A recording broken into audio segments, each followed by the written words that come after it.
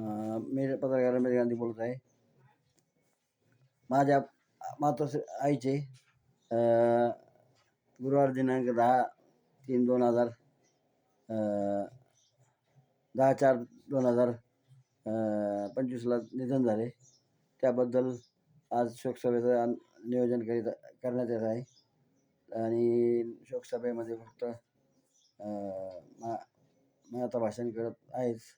आणि ज्यांना जर असेल पाठवायचं तर मी व्हॉट्सअपला पाठवून द्यावे.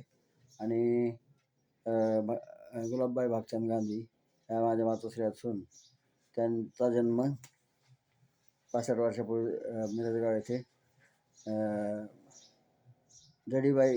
जडूबाई बोरा व नंबरलालजी बोरा यांचे पोटी झाला. आणि त्यांचा विवाह माझे वडील भागचंद भिकादास गांधी यांच्याशी झाला होता.